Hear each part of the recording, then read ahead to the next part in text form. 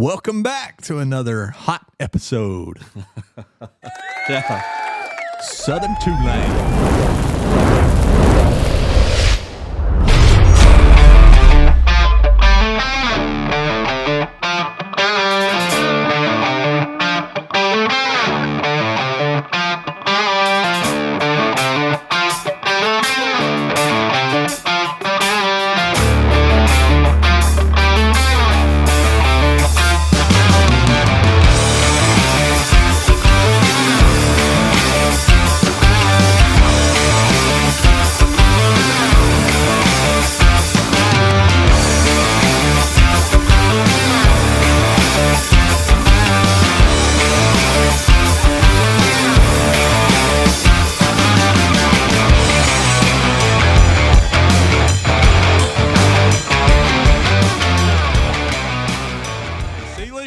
Randy B. Chris Buck Owens. Streets of Bakerville. All right. That's good. I wanted to just blow by it real Yep. quick. Just when I needed to get into it. Pretty soon it's just going to be shortened to Buck. Guys, what's been going on? It's freezing cold outside still.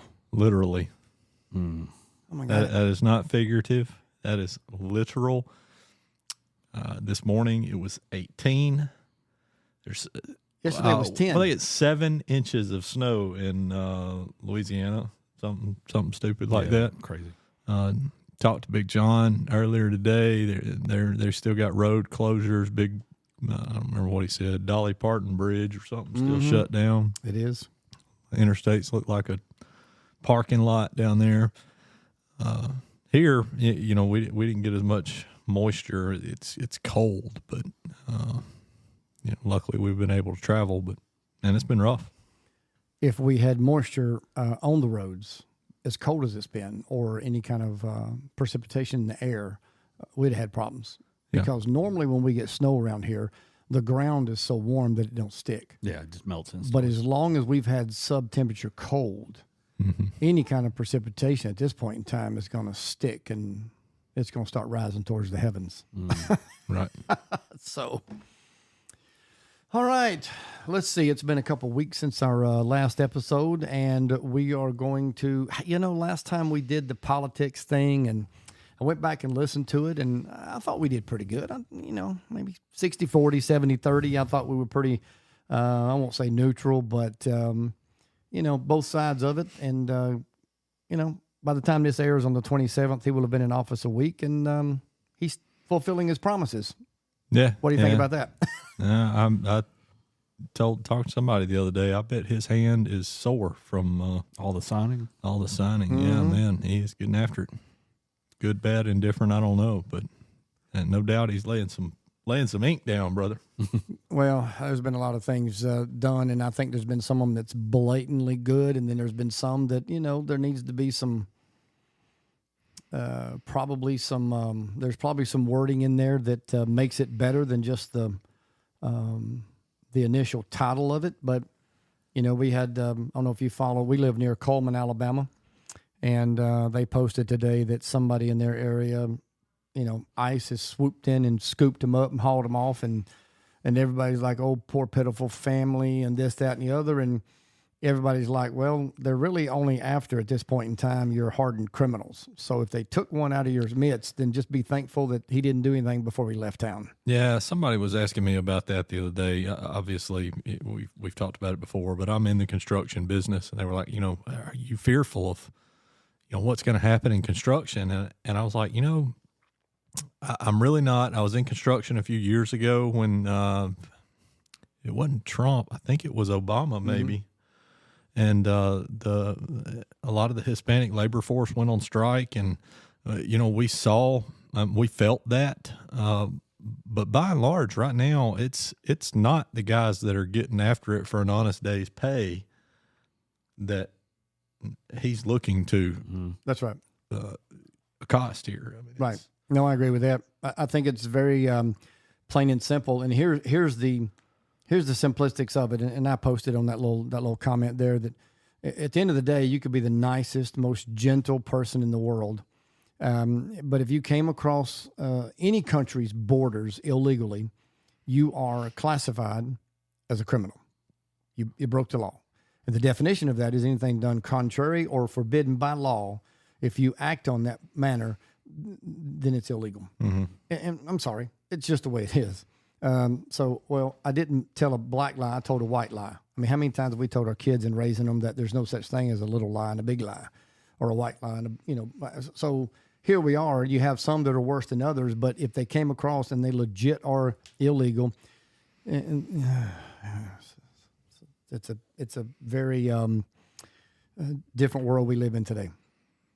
No doubt. But here's I tell guys that work for me, and I was taught, I don't remember who taught this valuable lesson to me, but somebody at some point in time like smacked me on the back of the head and said, do something. Even if it's wrong, do something. yeah, sure. And I feel like that's kind of where we're at. Like, I'm grateful that we're making decisions and we're being active and making something happen, even if, you know what, it may not be the exact right thing to do right now, but we're making movement. We're just not sitting on our hands and watching it unfold. Yeah. Well, and to be honest with you, we can't, because it's like I tell people when I'm busy, I'm saying, man, I'm running, I'm here, got this going on. And I tell them the alternative is not desired. So it's the same thing here. If we don't do something, the alternative of just sitting around and watching because it's what's been discovered is, there's some family and children coming over, but the majority of what's crossing over are single males, between the ages of 18 and 40. Which we like to tag as fighting age males. Well, exactly. If we're going to have a buzzword. Well, I like to call it invasion. Yeah. So, that's also part of it. But look, hey, he's acting on some of this. We've got 4 years. Let's see what happens. I didn't like the policies of Biden, but he was the president. I bided, no pun intended, but I bided my time. Got him through. See what he did there. Yeah. So hopefully, at the end of the day, we have arrived at something I'm excited about. So let's see what happens. So to take your bided your time, let's watch this clever transition. Harley Davidson today. Uh-oh. Mm-hmm.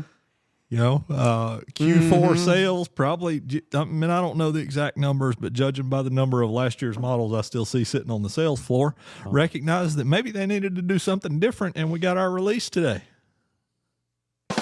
Cue music. Boom.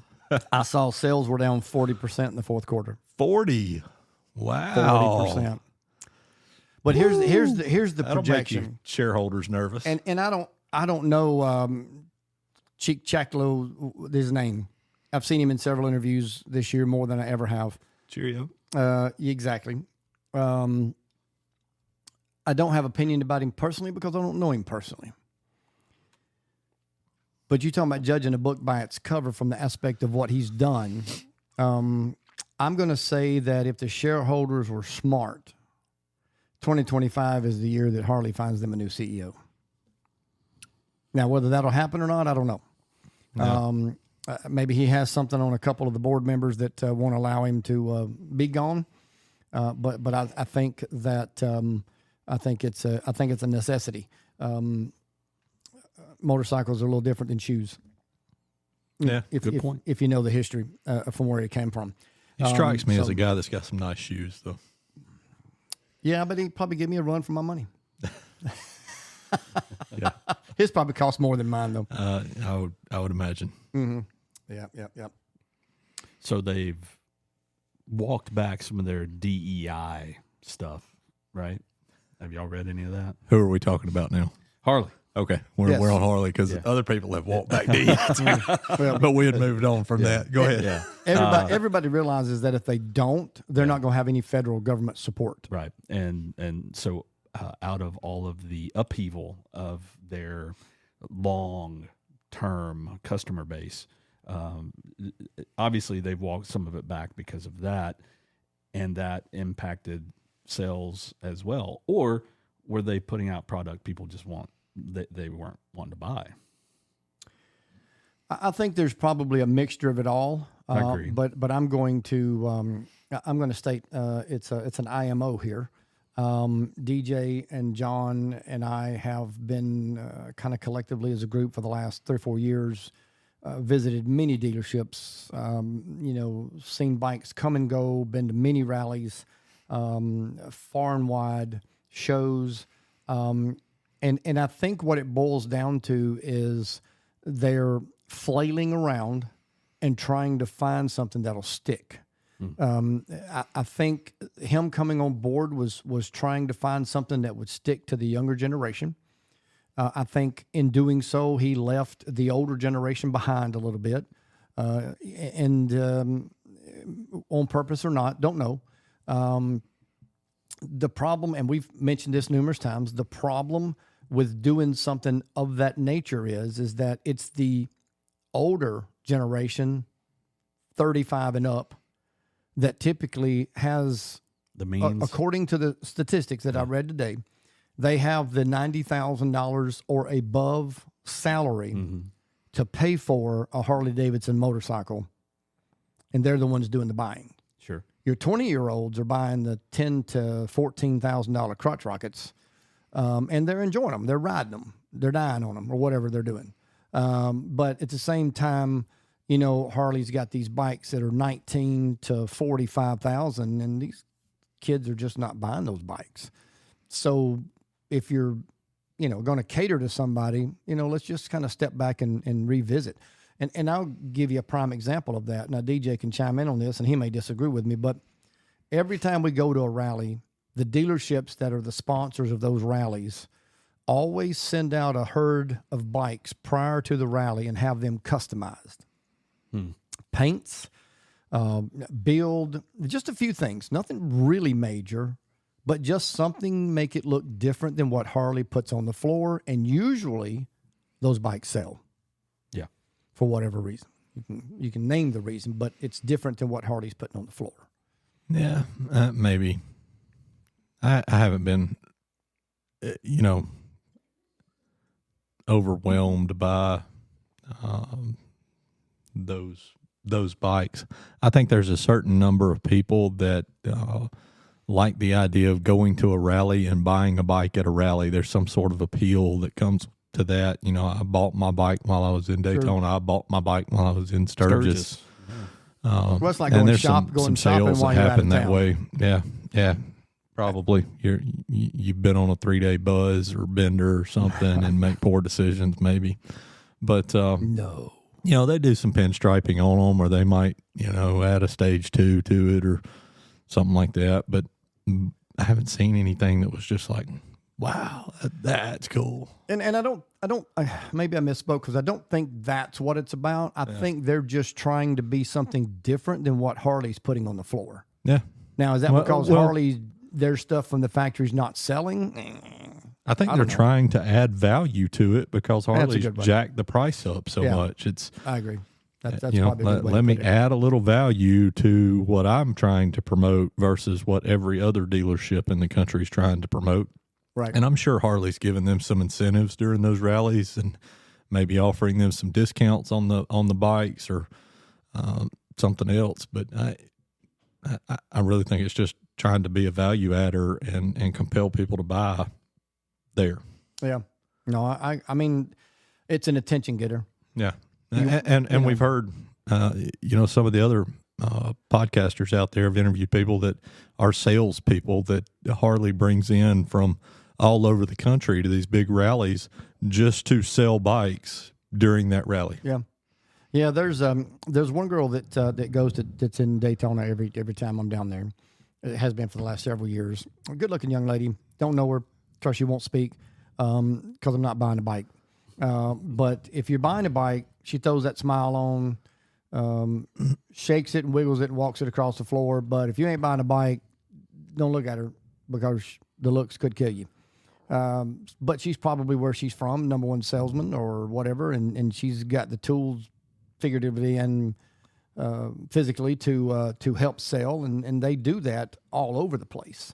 Black Hills Harley does it, Panama City Beach Harley does it, Teddy Morrison, that's what they do. So Sturgis we looked at a lot of bikes at the various dealerships out there this past year, and they apparently move a lot of bikes at the Sturgis rally. Some over 600 sold. Yeah, I imagine so. Yeah, That's a big number, but that doesn't like really shock me. yeah.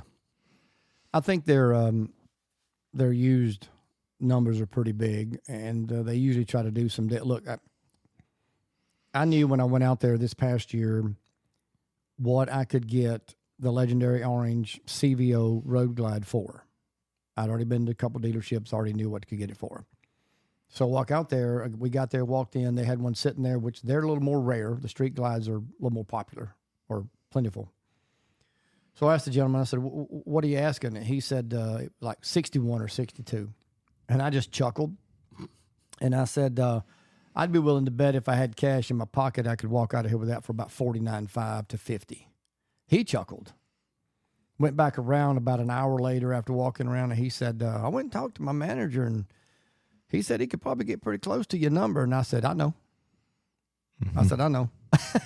Well, I'm trying to be a smart ass, but I mean, so they start that number up high, and then they work themselves down and until the fish bite. And then when the fish starts biting, then they've got them. So anyway, well, Such is business. it is. So I'm looking at the website here. We've got a few different colors and do different makes. And, to be honest with you, I don't think there's anything that's blowing my skirt up except one here that I'm going to pull up. And I'll flash it up on the screen during the post. video in the post. But the Road Glide CVO, the purple one, kind of makes me want to throw up. Hang on. We're getting there.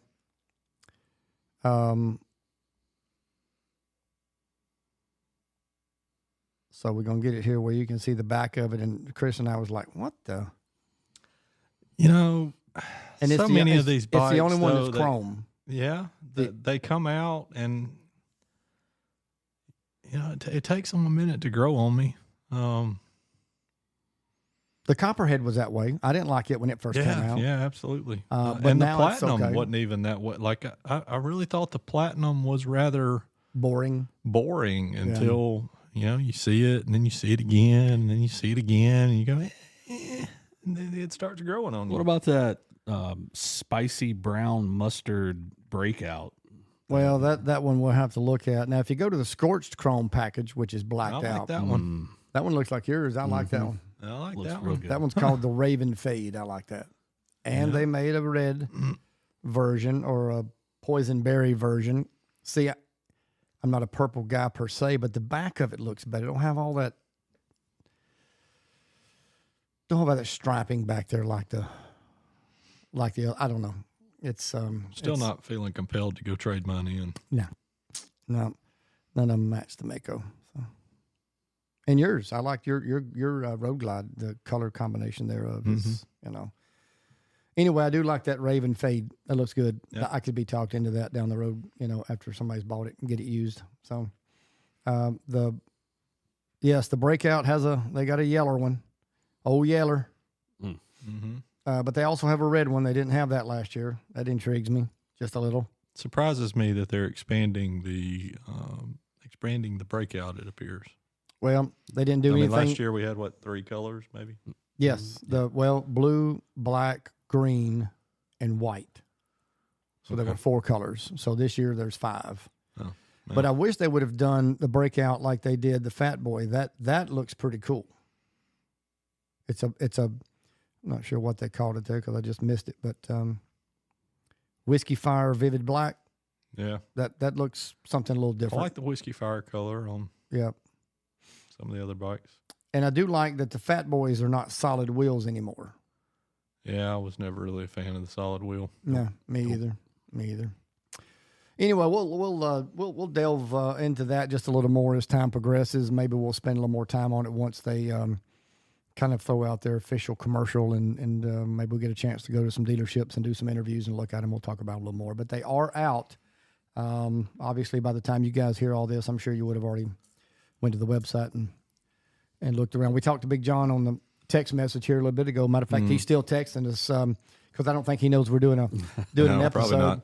But he's talking about the LRS and the LRST and some other stuff that they've made some changes to that looks pretty good. So we'll have to look at all that and see what we can come up with. So tonight we have 2 rallies that we want to talk about, or 2 events that we want to talk about. One of them is called, and you're going to this one in about a month. Yeah. Mama Tried Motorcycle Show. Yep. Going to Mama Tried. Yep. First time. I hear it's a pretty cool show. Chopper build kind of show. I like going and looking at stuff like that. It's got some creativity to it. I get a little burnout going to Dealership after dealership. Well, dealership after dealership. Then you go down to Panama City, which is a big rally in our area. It's only a few hours away from us, but it's all just big wheel baggers and,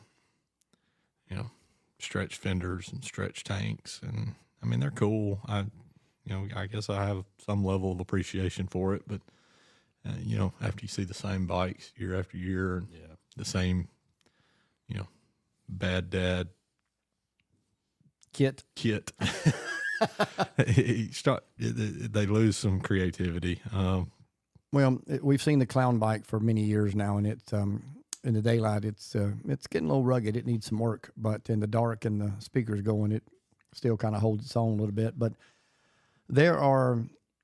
I think I have come to the conclusion in my head when I was down there this past fall, that I don't go for that. Now, I participate in some of it just because I've got time and it's motorcycles. Mm-hmm. So I'll go but 90% of the bikes that are there are the same ones that were there in the spring, and the same ones that were there the last fall, and the same ones that were there. They're from Jasper, Alabama. In our area, they're from Jasper, Alabama, Dothan, Alabama, Area 51 Customs, and some other guys like that who bring the same bikes down, show them, enter them into competitions. So, I'll blow through there and listen to them maybe for a few minutes just because I'm there and it's motorcycles. But I've come to the conclusion that that's not why I go. Yeah.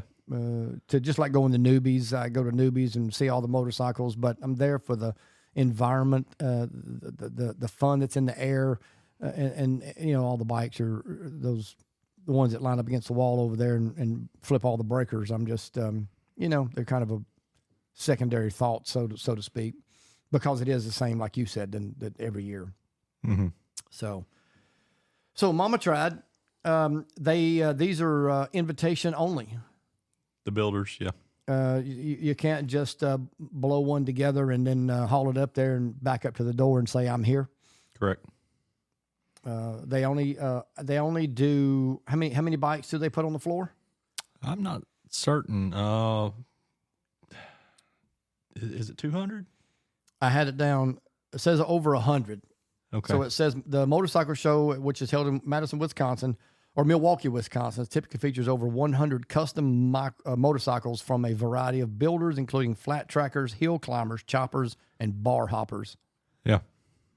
So me and John got a weekend booked. We're going to go to the museum while we're up there. We got that planned for one day. We've got the show planned for a couple of days, and then there's a flat track race. Never been to one of those. It's pretty interesting. So this is called Flat Out Friday. Flat Out Friday. Mm-hmm. We're going to go to it. It's a concrete oval, and they coat the concrete with Dr. Pepper syrup. Correct. That is correct. That's right. And then race around it. So that ought to be interesting. My first time experiencing that. But so it says it's part race, times. Part rock show, part circus. Okay. Yeah. So that's straight off of their website. Yeah. All right. That'd be a little sticky. Yeah. So when, I considered that. You ever been to like a chariot race at a rodeo? Mm-hmm.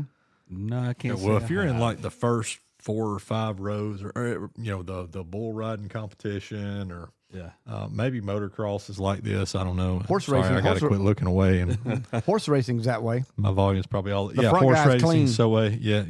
If you're in the first few rows, you're getting dirty. So when I was looking at those seats, I was like, wow, we can get good seats. They're only, $100 a pop or something. Then I was like, Dr. Pepper syrup, huh? But sitting on the first few rows at SeaWorld. Yeah. So That's like I backed it up a little bit. I think we're on like row 15 or something. Maybe I'm in the safe zone. maybe you'll only get a little bit of syrup on your biscuit. Take a there. poncho just in case. So yes, the Mama Tried this year is February the 24th and 25th. I think is the majority of the atmosphere. I'm sure it starts probably a day or two earlier than that and goes. Some of the key things that I looked up was the show primarily highlights custom motorcycles built by various builders, attracts both established names and rising talent in the motorcycle scene. So, and I know over the years we've watched a lot of YouTube people building bikes and podcasting and whatever else may be out there. Bike building is big business. Can you say that real fast? That's the 4 B's. Bike building is big business. Bike building is big bigness. Mm-hmm. Yeah. I mean, if you don't do bikes, you don't know anything about it. But if you know bikes and you're out and you're looking and you're an enthusiast beyond just a casual ride.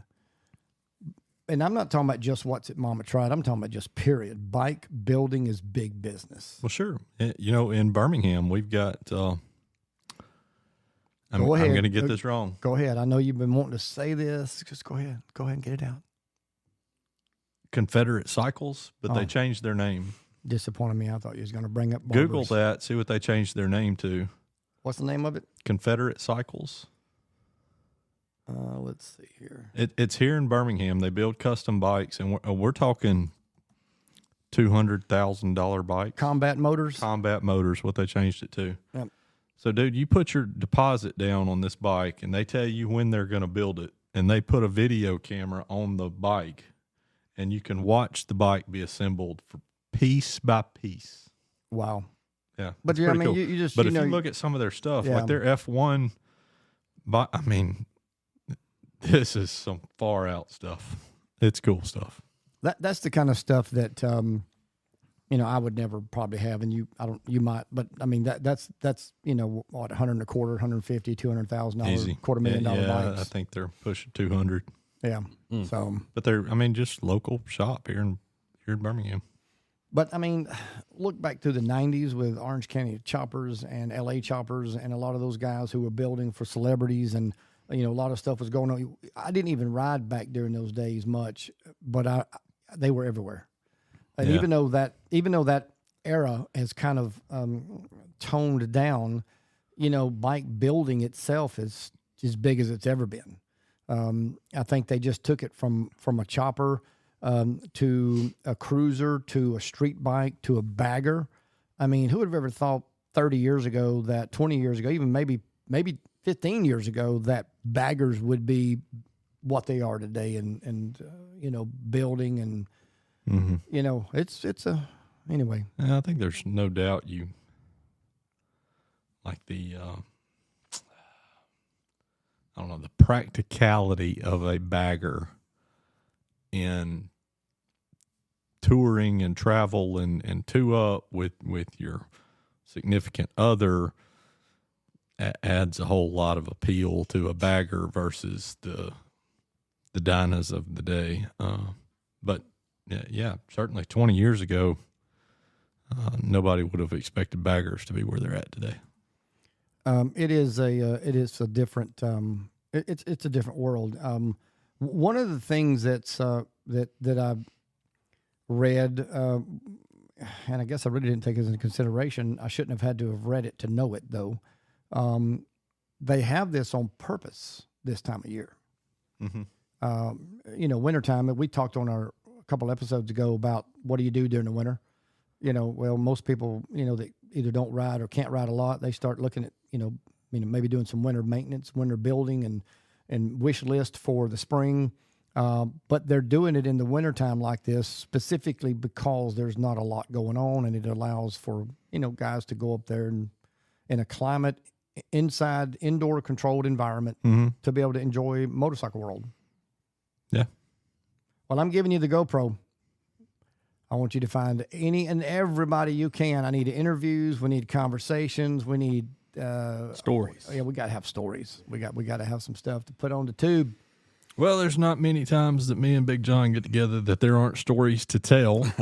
Truth, running out of gas in the hills of Missouri, or There's usually a takeaway or two from those events. But okay, yeah, I'll see what I can come up with. We'll make something happen. I think it'll be fun. I'm looking at it here on the website. The museum itself is, that's. I know you've seen it already, but obviously, it's pretty big. So, yeah, I'm excited about it. Like I said, that those kind of bikes aren't something that I own, but the level of, or my expectation for the level of creativity and originality is pretty high for this, and I hope I'm not let down. Man, they've got some great sponsors though, don't they? I was about to go over that. I mean, the sponsor list on their website is, it's Royal Enfield, Dixon. I mean, law firms. That's substantial sponsors out there, so it's a big deal. Yeah. But I mean, not only that, they're having it, in Harley's back door. So I mean, they're, it's, and Harley's, they're on board with it. So. Oh yeah, it's heavily involved in that. So anyway, so that's coming up February. I think the official dates are the 21st, 2nd, 3, 4, and 5, somewhere along in there. Yeah. So good deal. And then the week following, Daytona starts. Buddin. Yep. And I gotta say, I've had some people. Matter of fact, social media was eat up with it. It does it every year about this time. People start talking about, hey, getting ready for Daytona. And people in the Daytona group start going, oh, it's the worst rally around. I can't believe anybody would even go down there, blah, blah, blah. Everybody's like, why are you in this group then? Yeah. Somebody, because they're living to be that way. Look, again, like I said earlier about going to these, we see a lot of the same things and a lot of the same bikes and same people. But then again, that's why I go. I mean, I want to see the same bikes and same people and ride and do. I think at one time you actually used the term "do motorcycle shit" my motorcycle friends. So that's it. Yeah, it's that simple. And right now, I think the three of us are going. My first time. Yeah. Oh, that's right. It will be. Yeah, my first time to Daytona. Yeah. We'll have to introduce you to Tim and get you baptized in the. Yeah. That should be good. It'll be lots of fun. I'm excited about it. Yeah. It's just it's an opportunity, and I think probably if there were options out there that time of year, maybe I would choose to do something else. But really, this time of year, like the Mama Tried situation, there's just not a lot going on. Yeah, there's not. And going south to get to ride for a few is appealing, especially since we've been in Eskimo style weather the last few weeks, and it ain't letting up anytime soon. It appears. That climate warming thing is killing us around here. So really, I feel like for us, man, the off season started early. I feel like this year than normal, and our opportunities in between when it started and now have been few. I'm anxious for Mama Tried. I'm anxious for Daytona, and then by the time we get back from Daytona, we should be able to get some regular riding in and kind of get back to our normal groove. But once you get into motorcycling and that, man, there's just, you start realizing how short the riding season really is and how few the opportunities really are. You think it's great, but then, there's other things in life that compete with that time too. Oh, there is. So you got to take advantage of the opportunities when you have them. Mm-hmm. Yeah, it's and Daytona's one of those that it's a 10-day rally. So they give it an opportunity. If you can't make the whole thing, you come one weekend. If you can't make that, you come the last weekend and sometime in between. But some of the statistics for this year's or Daytona's rally is they around 400 to 500,000 people show up down there. And wow, so it's a big deal for the 10-day event. And here's And and what we're going to do, Randy has fabricated a camera mount that you're going to wear on your shoulders, and so that we can get a picture of your facial expressions as we move about and as you see the masses of people on motorcycles. Okay. No, I'm kidding, but I will say, like, my first time down there, and you go, okay, well, we're going to head to the dealership, which has changed names a number of times or a couple times since I've Destination started going. Daytona stays the same. All right, so you're headed to destination, and you pull up in this parking lot, and you look, and it's just acres of bikes that are just parked. Mm-hmm. Wow, this is something to see. Well, of course, I mean, you were at Sturgis. I'm sure it's comparable, but No, Sturgis is so spread out. That's true. the difference. Sturgis is spread out. And Daytona offers a little bit of different look and appearance because of the beach, the ocean, and a little different climate and things of that nature. So It's kind of how I imagine Lone Star might be, right, Randy? You brought up Lone Star a couple times. Lone Star in Galveston. Galveston. Well, maybe I guess similar because they actually have it right on the ocean wall. Yeah. Backed up to the seawall, right? Yeah, all the vendors are sitting on the seawall. So that I've got to make that rally. I don't know when it'll be, but I'd like to go down there. 84 years.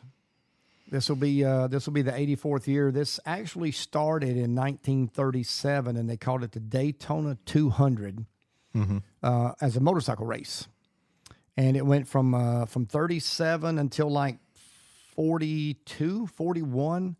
And was really just people coming down to watch motorcycle race. And then World War II broke out, and it got suspended for about 4 or 5 years. But during that time period, people were like, we kind of enjoyed doing motorcycle stuff, so let's just keep going down there. So they did. So when the war was over in about 1947, they decided to name it the Rally. The races still take place in its own fashion, but that's how Daytona BikeWeek got its kind of official name and start. And this will be the 84th year. cool. So pretty cool information there I've learned. Yeah. Educated me. Yep. And they usually I know last year when we were down there, the opening weekend of the rally was the big motocross event. Yep. And that kicks off the motocross season, and then the closing weekend of the rally is the King of the Baggers season kicks off. Which if y'all haven't been to a King of the Baggers race, I don't even know if you deserve to sit at this table, but those are pretty cool too. I hope we get to catch one when we're down there. I want to go to one at some point. I don't know that I would go out of my way to do it, but if we go to Daytona or we're in Sturgis or we're in Birmingham, because they do stuff here, I would like to probably go see one. The Baggers haven't run here. No, that's true. The super bikes do at Barber's, but Allison and I went over to Atlanta, Road Atlanta. Is that the name of their big road track over there, and watched the King of the Baggers race? I mean, it was a fun day, I guess. Pretty cool. What'd she think of that? She thought it was really hot. Yeah. Loud. Yeah. The appeal wasn't there for her, but She was there hanging out with me. you. Yeah, That's she was right. hanging out with the coolest person in the world. So, So that's similar to I've been to Talladega yeah. a few times, and there is only about 0.1 to 0.2 seconds per lap that it's fun, and that's when they pass in front of you. The rest of it, which don't take but about another few seconds for it to come back around, but you really got to be a Enthusiast. Yeah. no, an enthusiast can do what I did. You really got to be hardcore to go, camp out and do like I am with bikes. I'm a hardcore bike. So, I mean, I'll do about anything. I won't do it with NASCAR, but I got friends of mine that they got the whole camper and they keep it out at the track, from April till October. It's a little different rent with that that though, because with like the most of the road tracks that I've been to, there's seating all over the place on the track, and you can you can go hang out for a little while in the straightaways, and you'll see them come around the curve, and they get on it, and they're wheeling past you, and then they, drop it and go down into the next turn or whatever, and then you can, walk the path and get you something to drink, refreshment, beverage or whatever, and then you can go into one of the curves and watch them come into the curves and, drag a knee around the curve and all that. And then almost always you can get into the paddocks and, Yep. See where they're wrenching on the bikes and prepping them for the cool next to race. And it's not like Talladega. I mean, I guess there's opportunities for that at Talladega, but most of the NASCAR races, you've got a seat and it's your seat and that's where you're at. And maybe you're lucky enough to have a hospitality suite somewhere or something where you can kind of change things up a little bit. But I enjoy it a little better than I do just an oval track. A NASCAR. Yeah. Left turn, left turn, left turn, left turn, left turn. Mm-hmm. I will say this, that I enjoyed Talladega a lot more, and I've done this twice, in a car going around it versus sitting in the bench on the bleachers watching a car. I've not done that, but I hear it's pretty cool. Yeah, it's the walls passing by at like 180, 190 miles an hour, and the guy's just got one arm on the wheel, just chatting. Hey, what do you do for a living? And I'm like, dude, I think you really should be. We should pay attention. You should be changing gears, keep your foot near the brakes, and all that kind of good stuff. Now, my real thrill, back in 2000 when I moved to Indianapolis that year, as part of the I guess excitement that is around the Indianapolis 500 race. They opened the track up, and you can pay. Back then it was, I think, $15. You can drive your own car around the square oval, whatever they call it, and pass over the bricks at the start finish line. But you can't drive, at least back then, you couldn't get over 35. And they had state troopers stationed. They'd pull you over if you got on it a little. I hear they do that at Daytona as well. They have like a parade lap where you can take your bike out on the track, and I'm sure they've got some sort of pace setter. Yeah. I asked last year, and they said no. Yeah, but I Really? think the person you asked just was uninformed. I really wanted to get I really wanted to ride my bike on the track and open it I up. think that opportunity is there. We need to further investigate that if that's something you really Let's want. have you ask this year, DJ. Let's have you ask. Okay. I will say that Talladega has a 30-degree incline, and so you can't be going slower than 85. Are you just going to go down? Right? Going around, you'll flip over. Yeah. And you can't walk up it. You have to crawl up it if you're out of your car. So it's and going around that, you feel the G-forces. I mean, it's pretty phenomenal. And watching it on TV is one thing, but being there in the stands, that's a whole different experience. But being in the car, I would do that again. I don't know that Talladega's that way, but I think Barber's got track days. You can take your bike out there and pay a little bit of money and ride around that track. Might be worth it. Put on my skid suit, get her done. Yeah. I need to borrow your bike, though. Be kind of cool. Just in case. Buddin'. All right, so I have a question for you guys. How much money do you think is the economic impact for Bike Week in the Daytona Beach, Ormond Beach, Daytona? We're assuming good weather. It didn't say based on good weather. It just says that it stimulates the economy massively, and it's extremely lucrative and generates a significant amount of money. And some of the latest numbers are around $1 billion. 11 billion. 75 million. I was going to say, I was going to guess 100. 100 million. Not 1,000 million. No. There's a little difference between that. $75 million. Wow. That's a lot of money. Yeah. That's a lot of money. That'll pave some roads. Yeah, it will. That's. Yeah. I'm not sure that's what they do with it. I would have to say that is not what they do with it. Maybe some roads. That should pave some roads. Yeah. It should fix that flooding problem on that one everybody likes to ride down. But well, US 1, maybe they'll get some of that hurricane flooding where it won't fill up the road, and It'll all drain off. It did, it did in the fall after, what was it, Ian? No, which one came by? That one. Everything was drained off pretty good. Ian, when it came by in 22, when we went down in the fall, that's the one that there was debris still everywhere. And that one was a little tough. But now let me ask you this. So I was down in Jacksonville, Florida last year when the rally started. And I passed a lot of bikes on the interstate. I was driving home as they were headed toward Daytona. And we passed you. Yeah, probably.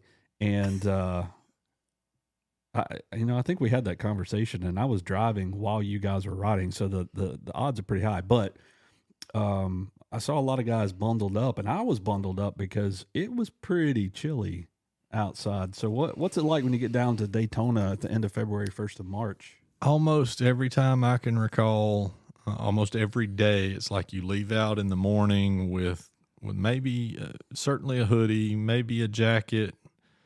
By sun comes up, you're down to a flannel. You've shedded a layer, and then man, as soon as the sun starts setting, you start bundling back up. Couple, 1 or 2 days, it might get a little warm, and you're down to your t-shirt, but Yeah.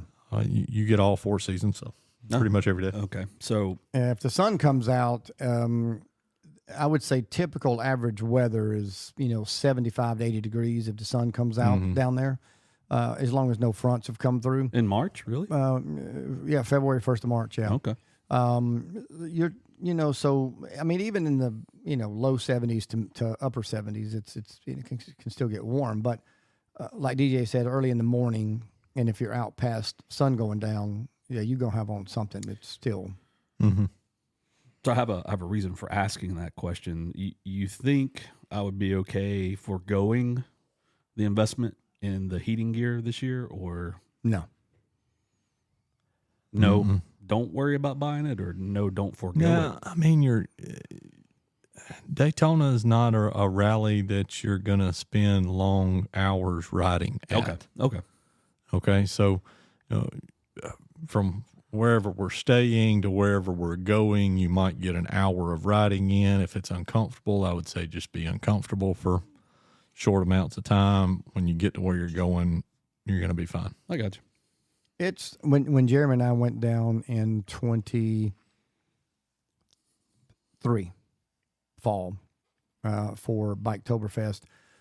We left Auburn that morning, and there was frost on the bikes. We got down there, and we thought, okay, well, the sun's going to come out. We looked at the weather. It was going to be sunny the entire time we were gone for almost 2 weeks. So we thought, all right, well, we'll start out with our leathers and chaps and everything. We'll be warm. But probably by noon, we'll start taking it off. 8 o'clock that night, we rolled into Daytona, and we hadn't shed jack. I mean, it stayed cold all day, even with the sunshine. That night, we went to eat after we got in, stayed cold, got up the next morning, it was cold. It was about day 2 or 3 before it started getting a little bit warmer. So it can be cold. So I would say, with trailering in the truck, you can't take too much. You got plenty of room. Throw as much as you want to on there. Better to have it not need it than to need it not have it. If you're riding, be strategic, but you better always take something warm no matter what. But I would not go out and invest hundreds of dollars into heated gear. Nah. Fair enough. Yeah, I wouldn't do that really, to be honest with you, anytime, because I've got it, and I've not gotten my money's usage out of it. Now, when I do use it and have used it, it's been warm, but it wasn't something that I just had to have. There's been instances, a couple years ago, I guess, when Allison and I went up to the mountains, and was that October? We had some pretty. You travel all day long riding wherever you're riding, and then at the end of the day, you got to make your way back to where you're staying. And I can remember some of those nights were brutally cold. I would have taken the time on that trip to bundle up, plug in, and add the layers, and been more comfortable on that ride home had I had that gear. But I don't have the gear, so I don't see myself making that investment. But there have been, just because there have been so few times. Now, if I was going to set out on a trek from here to Alaska and, up mountains and down mountains and, maybe, but Well, I would say right now that's not my riding style. we even made a trip in July a few years ago to the Tellico Plains and went across the Churhala Skyway. And you're talking, 92, 3, 4 in Tellico Plains by the river to the tip top of Churhala being 59. So, it gets cold. But it's not enough to warrant taking a bunch of gear. You can throw a leather jacket in your bike. Well, most can, as long as it's not like a whole cow. Like some people have to wear a whole cow for a leather jacket. But you can throw a leather jacket in the saddlebag or the tour pack. Like again, I'd rather have that not need it than the need it not have it. So, Yeah, I was just curious on your opinions on that. That does get to be that. I mean, that brings up a valid point about Daytona, though. Is it gets cumbersome when you got layers, and then you park the bike and you hike 300 yards through to whatever you're at some place, and then decide, okay, now I got to get rid of a layer. And then, you're all right. Well, I'm going to run back to the bike. I'm going to drop this off. I'm going to lock this up. Got to make room for this. And it's a little different, You just got to be mindful of, okay, what am I going to do with this leather jacket? When you don't have a tour pack, right? Right. So now you got to wad this leather jacket up and get it into a saddlebag where you can lock it, or you're just going to drape it over the bike, hope nobody steals it. And then, do you have a helmet? Well, where's that helmet going to go? Yeah. I've never had anybody mess with the stuff on my bike, but to say it wouldn't happen would, you're taking a chance. right. Of course. Well, it would be a little naive of us to think that there's not a thief down there somewhere. Sure. And I think it's, one of the things that I enjoy about going down there is, and we've been down there numerous times over the last few years, and we've really experienced all varieties of weather. Last year this time, you and I and John went down, and it was we had warm days when the sun was out. We had some drizzly days. Mm-hmm. We had some cool days, and even got caught at Kona when the bottom fell out. Yeah. So there, all kinds of stuff. Now that was the first trip that we really experienced a lot of rain. Matter of fact, that's the only trip that I've been down there, and I've been quite a few times in recent years that we really had any major rain. So that's been a blessing. But it's you gotta plan for it. Mm-hmm. Can't, because you never know. So All right. What else is on your list of topics for the night? I think that's about it for tonight. I just want to kind of hit those first two events that we're going to be kind of covering for the start of this year. One of the things that, and I've said this twice already, and I'll make this a third time, but one of the things that gets me excited about these events, and I would be with you at Mama Tried if circumstances with some other things had not been in the way. But one of the things is because we've come through the winter, and especially this winter, my Lord, not a lot of riding, and it's just really exciting to get out and kind of see, it's almost like, the dog coming out of the house to run outside with his friendly other dogs in the neighborhood he hadn't seen in a while. I'm like, let's go run around with, 500,000 of our closest buddies, and hope none of them act stupid. Yeah. But yeah, and I'm excited about that. So it should be fun. Just be nice to get away, do something else other than sit in the house and try to stay warm and go to work. And yeah, I think Chris and I's plans are to leave Friday afternoon. The 28th? yeah, So we'll be arriving sometime Saturday the 1st, and then you're coming in that Wednesday night? Ish, yeah. Ish. Yeah, it's, Okay. it depends on how work things fall and all Okay. that. I may come a little sooner. Bring it. If it looks like it Come on. can work out. All right. Well, hopefully John will hear this, and I need to send a subliminal message that he needs to show up We'll hope that'll happen. I think somebody just turned on some water or something. So Is that what that noise is? Hear it. Hear it in the mics. Hear it in the mics. Yeah. Sounds like a There it went. hurricane. That's good. Good Hurricane deal. and brewing. All right. Well, if TikTok's still around when y'all are seeing this, currently I think we're on again. We Yeah, are TikTok, right on now. again with TikTok. TikTok's I'm back not on. a TikToker or whatever they call it, but TikTok at Southern Tulane Instagram at Southern Tulane. and the face page at Southern Tulane. And of course, YouTube, Southern Tulane. You guessed it. That's right. And that is the Southern, the number 2, and Lane, all one word. Anyway, here we are. Oh, and another bit of news, and we'll dive into this a little more. Obviously, it's a few months away, but looks like the three of us may be three amigoing it to Sturgis this year. Rock and roll. We'll talk more about that and as time progresses, but looking forward to that. Yes, as they said, we're on social media out there, guys. Go see us. Go tag. Go smash the like button. Subscribe. If you got any questions for us, you got any topics for us that you want us to talk about, discuss. Hey, just make note or comment or whatever may be the case. Until next time, God bless. We'll see you around.